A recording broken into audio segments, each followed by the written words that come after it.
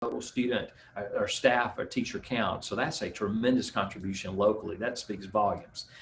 And one thing to note about our faculty staff, which I think is also unusual, is our qualifications tend to be a little bit higher than others in terms of master's degrees, doctor's degrees, and you can see that on the pie chart as well, in addition to 73 of our teachers, of our almost 500 teachers, who have a national board certification.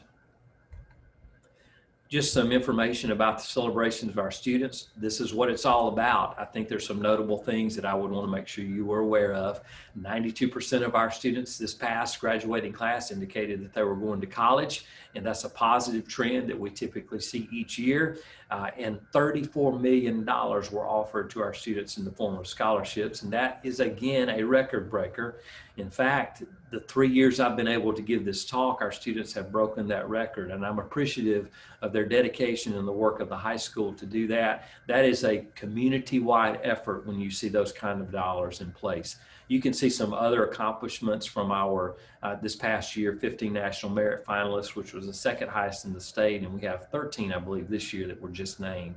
So we continue to perform well in that area, which qualifies students for scholarships at a national level. And you can also see the number of AP exams that are taken and passed. These are all very strong vital signs for what's happening academically for our students. I want to cover with you just a few things looking ahead and use our strategic plan goals to do that. Our first goal is our academic goal. It's where we want to provide profound learning experience for our students. I want you to pay particular attention to the last couple of lines there, that we ensure that students find value and meaning in the work provided to them. So this past year, we've been working the strategic plan goal in a couple of different ways. You heard me say a few minutes ago that 92% of our students go to college, so we're mindful that we're getting students ready to go for post-secondary education for the most part. Now, this complicated table that you're looking at here, I want to try to simplify it if I can for you. The yellow blocks represent, on the left side of your page there, 2019 and 20, the yellow blocks represent the classes that we offered for gifted students this past year. And the orange were classes that were offered to any student who wanted to take an advanced course in language arts or math. This year, we have implemented a different strategy where you'll see accelerated or advanced courses in all of the core areas in each of the grades, 6, 7, and 8. So our middle school students can begin to take advanced courses in any of the courses they would like to, any of the core areas they would like to.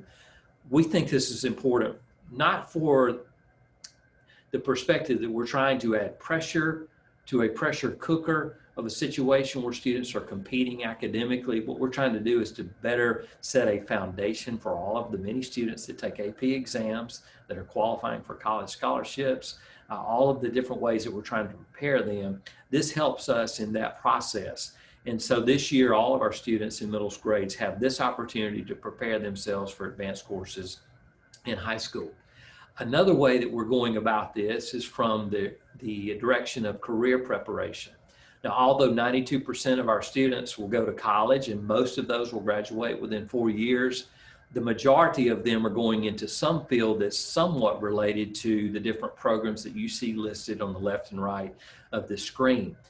You may not believe this, but we have 8 different types of career technical education programs offered in our middle school and high school. And so students can take courses in these areas. So this past year, what we did is we developed a plan where they could take a required course called Career Preparedness, and they could take it in one of the foundation courses of any of these listed on this page. That gives them immediate exposure. Every student that we have beginning in 9th grade has some exposure to career areas. And what we're trying to do is to give them a broader look, not necessarily all academic, but a broader look at the practical aspects of work and what their their chosen career professions may be. And so these different areas, and we continue to expand these areas and classes that we offer within them, students can go through these programs. We think that's a great addition to the work of our first goal. And on the theme of community partnerships and support, I listed some in the middle for you that just this past year we developed partnerships with to have our students be a part of internships or work that is taking place in areas. And we've got a lot of support that's both civic clubs and organizations. So those of you that are on the call today, we'd love to talk with you, because if you look at the vast amount of programming we offer at the high school, there's a place you too can fit in. So that's my advertisement for you today. We'd love to have you to be a part of these programs, and you can contact Dr. Antonio Cooper, who would love to speak with you about this work. I do want to make sure you're aware of what, if you're not aware, you haven't watched the news or been around too much, but we definitely have a different learning style taking place this year, and I suspect that you know that. But these are the 4 different ways that we're looking at instruction this year in this very unusual set of circumstances. The traditional learning model is what 80% of our students are doing this year. That means they attend school on site. Our students in grades kindergarten through 5 attend every day. Our students in grades 6 through 12 attend every other day. And so that's the traditional part. For students that have to quarantine or stay away for a period of time, they go through a blended model in that they get their instruction online from teachers while they're away for a short period of time. But they're a part of traditional. So if you're in the remote learning model, this is the 3rd column that you see there, that's about 20% of our student body, and they do all of their work away from school. Everything is online. And then the emergency triage is just there in case we had to close school down, and I don't anticipate that happening this year. I'm very optimistic about our ability to continue school, and I'll talk a little bit more about that in a few minutes. But this has been a challenge in so many ways, because we literally have been building an airplane while we are expected to fly the airplane. So we've not been perfect in every way, but I see each week a continuation of growth and development of our team and our ability to execute this plan. It is very complicated, but I can assure you this: the Vestavia Hills City Schools teachers are incomparable, and they are working so hard, and they're trying to make the best experience possible under very difficult circumstances for students to have, so that they feel like they have a Vestavia experience. And we are constantly evaluating how to improve that. But this is what things look like, at least in the short term. Our second goal is a goal that is what I call a wraparound goal. So we've got academics for our students, but we also want to support them. We want to have a cushion for them and a way to help them and lift them in times where they have issues that we have to confront. So we're trying to confront different problems and challenges that impact this whole community with this goal. And I want to make a highlight of a couple of things. This past year, all of our schools began working with Samford University in a character education program from what is called the Hope Institute. To me, this is one of the more exciting things that I've seen take place the last couple of years of my time in Vestavia Hills, is the school's willingness to jump into the focus on character education. We've had character education around a long time, but the tight focus as a system this year about identifying what things are important to us and how do we support each other, I think that gives lift to our entire school and community.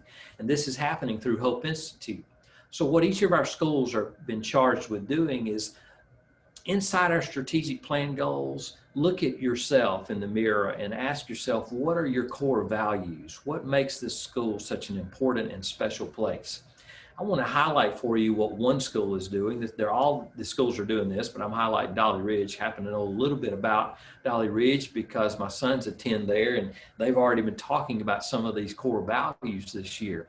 But what I like about this is who we say we are. And I think it's so relevant this year for 2 different reasons. The first is, take a look at some of the things that are listed on here, such as honesty, integrity, and perseverance. Where I think that's especially important is the time and the age that we live in. We all know this is quote unquote unprecedented, and it certainly is. But what I think is important and what compels me each day as I wake up as a father and as an educator is, what am I doing with this extraordinarily difficult circumstance to make things better? Because this will end at some point. And what I want to know is, has our school system become a better system because of this? Have I become a better professional because of it? Am I a better father and husband because of it? And what troubles me, if I just may editorialize for a moment, is that our world has divided in so many different ways. And I see too many examples today of where we're trying to not do things that are going to make our lives better and those around us are better. And I'm preaching to the choir a little bit because we have such a stellar group of folks that live in this community. But I cannot think of a more important thing that we could be teaching our students right now, the core values such as being honest, having integrity, and of all things, persevering through very difficult circumstances. So I love these core values. The other thing I think is important and relevant in this time and age is that we recognize that there is an important conversation taking place in the United States and the world around race. And we say as part of a pillar of our strategic plan that we appreciate diversity. We are a very diverse school system, not by race, but by ethnicity. But when we're talking specifically about race, we have to recognize that we are not a perfect place. The nation and state are not perfect places, and we got room to grow.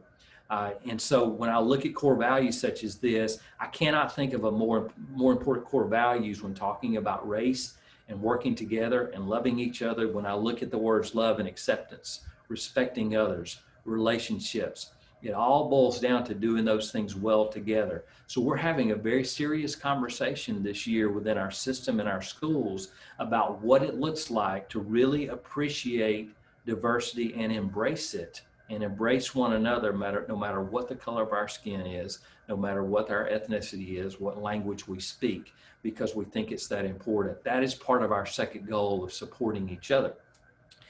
And so I think there is a great opportunity this year for our school system and our community to be seen as a beacon in areas such as what I'm speaking to you about today.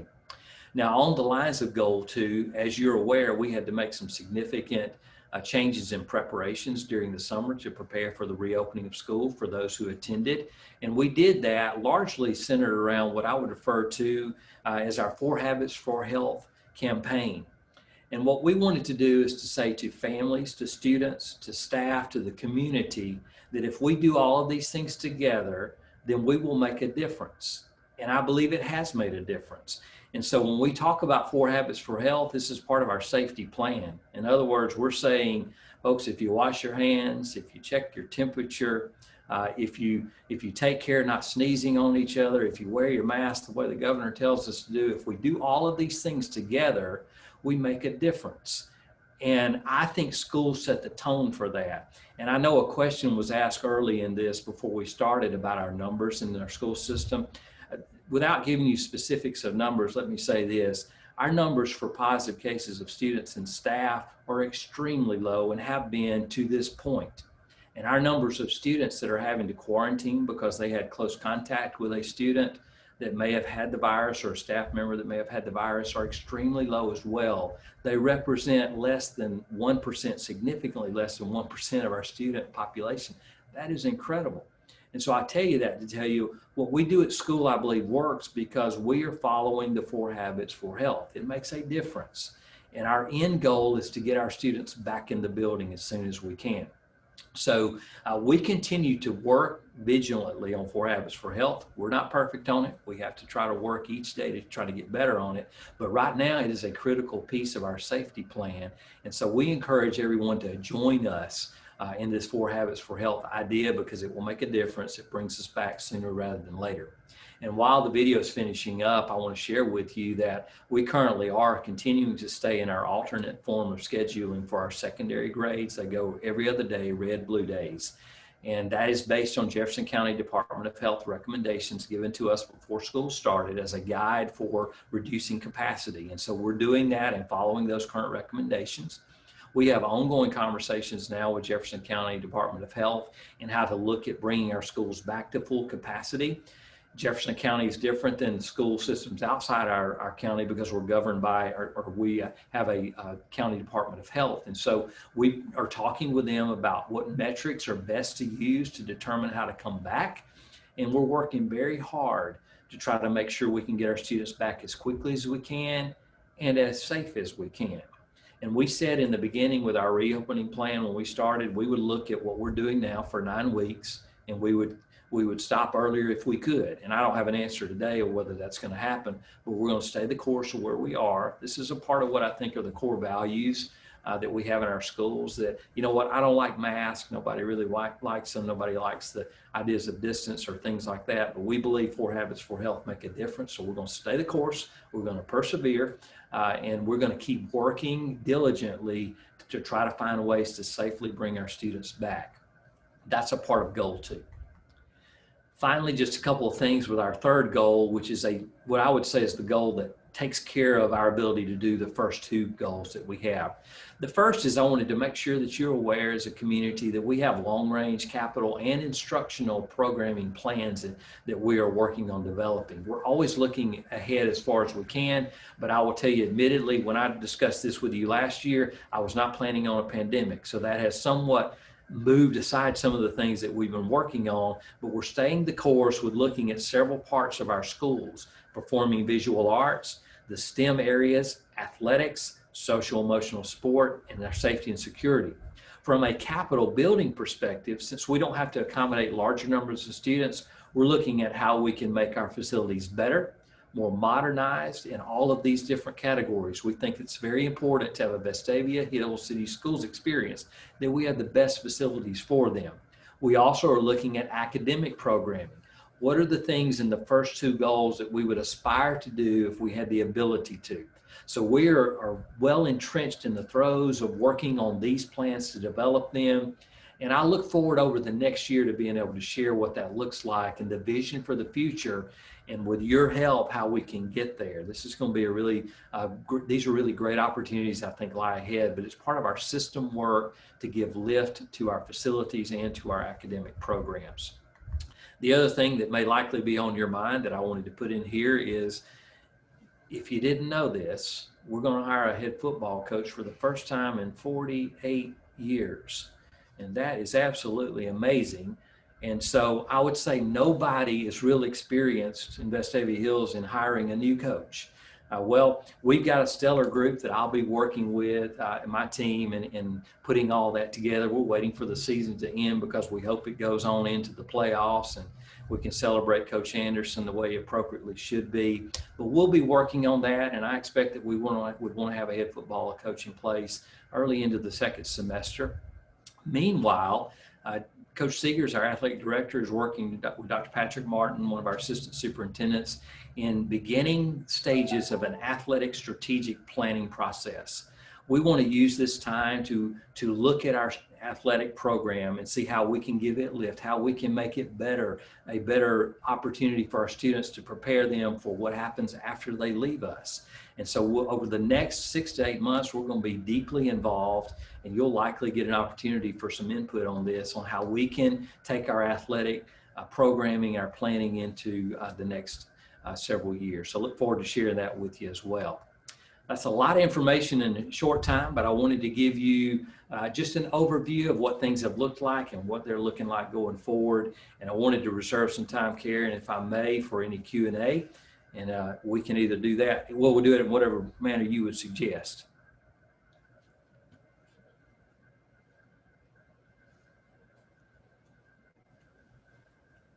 Okay, I think I'm unmuted. Dr. Freeman, thank you very much. What I would suggest is, if you have a question you would like to submit, if you will put it in the Q&A section. And I think Whit is there with Dr. Freeman, and those will pop right up. We'll both see them. So if you have any questions, I think you've addressed the one that was in there as it came in earlier. But any other questions? Okay, the question was answered in the address. Any other questions that you have for Dr. Freeman?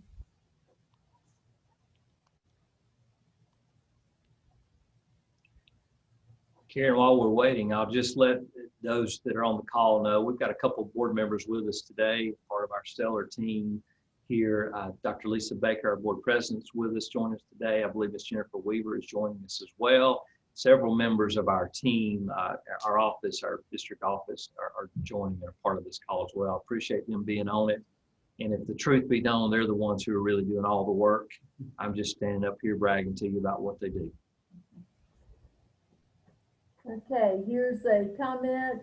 Thank you to our board members for their excellent service during this challenging times. And I would say ditto to that. I don't think anybody envied the Board of Education trying to figure out how to continue educating our community and our students here. So outstanding job, and that was a challenge that nobody has saw coming. So, you know, y'all did an outstanding job, and we thank you for that. Okay, looks like nobody has any questions. Dr. Freeman, you must have done an outstanding job if nobody's has you on the microphone here and not asking you questions. So Surely John or James, somebody in there's got a question. There's got to be something percolating.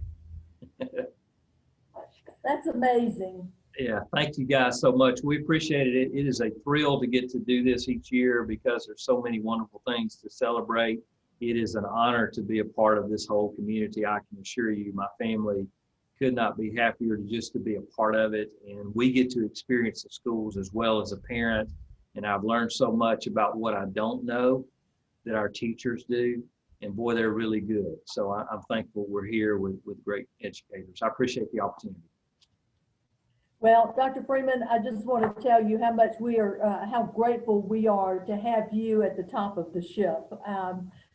Driving the boat or whatever. So you have been the one to set the tone, and we're grateful to have you here and thankful for what we've heard today. There's a lot of stuff going on, even though we're all in our own bunkers, but you have continued to keep people engaged, and we're grateful for that. So thank you very much, and thank you for sharing your information today. And we hope everybody will come join us on the 5th at the celebration and see the new school that's come online.